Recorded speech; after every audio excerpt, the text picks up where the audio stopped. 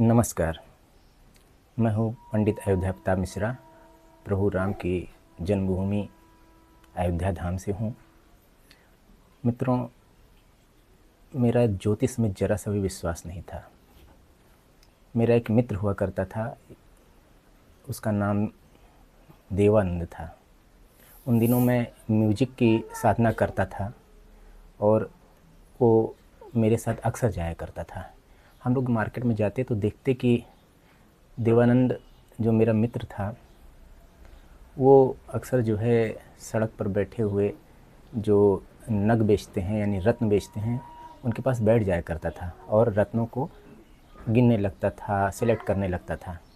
तो मैं कहता ये क्या कर रहे हो? तो कहता था इससे बड़ा बदलाव आता है, ग्रह दशा ठीक रहती है।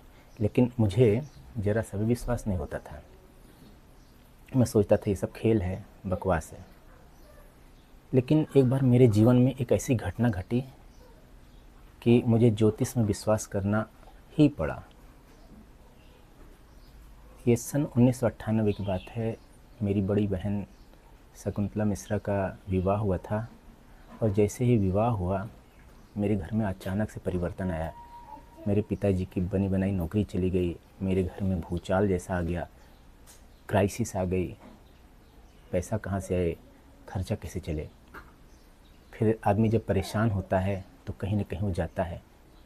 तो मेरे माँ बाप, मैं उसमें पढ़ाई करता था, जगह जगह जाता था, पंडितों से पूछता था, साधु संतों से पूछता था।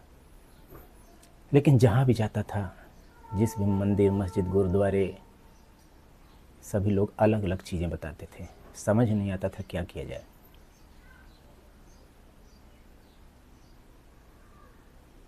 फिर अचानक कुछ ज्योतिष गुरुओं ने बताया कि मेरे जीवन में राहु का प्रवेश हुआ है, यानी कि राहु की महादशा आई है।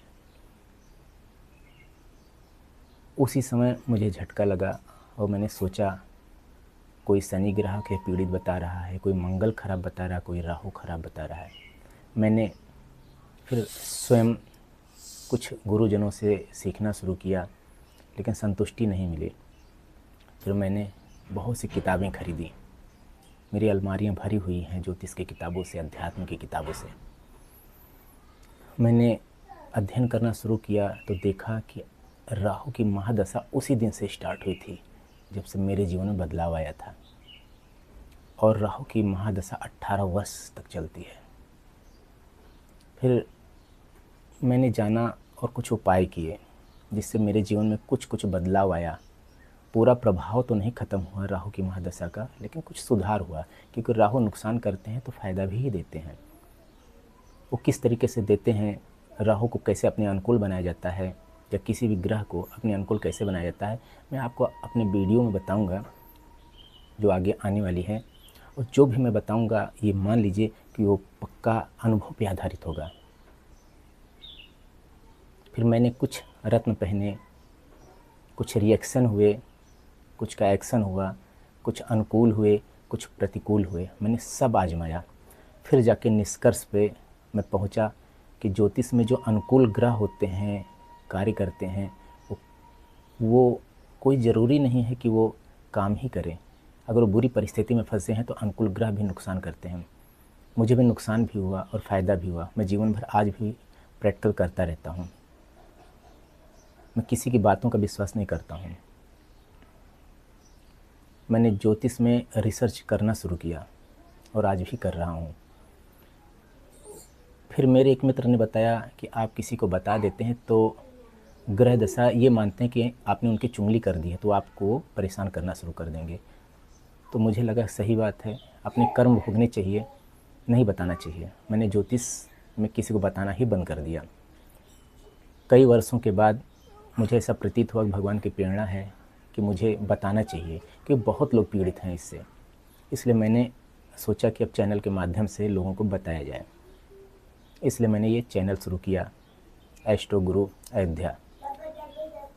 अयोध्या धाम ज्योतिष संस्थान के नाम से हमारी संस्था चलती है और यहाँ पर ज्योतिष से संबंधित हर पहलू पर रिसर्च किया जाता है और जो सही रिजल्ट होता है वही बताया जाता है, उसी का मार्गदर्शन किया जाता है, जिससे लोगों को लाभ होता है।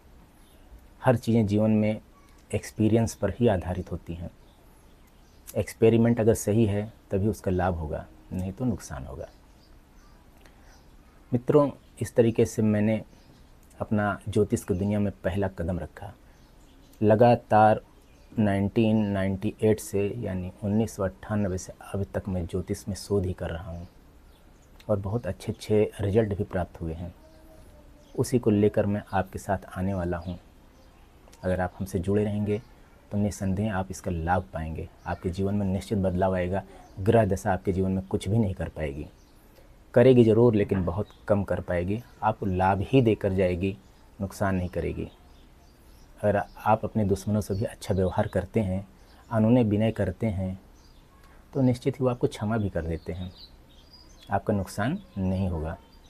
अगर आपको फ़ायदा नहीं देंगे तो नुकसान भी नहीं करेंगे, और प्रसन्न हो गए तो आपको फ़ायदा अवश्य देंगे।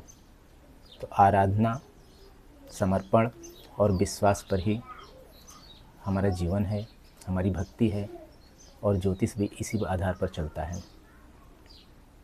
तो मित्रों, मिलते हैं फिर अपने आगे आने वाले वीडियोज़ में। तब तक के लिए जय सिया राम, जय जय हनुमान।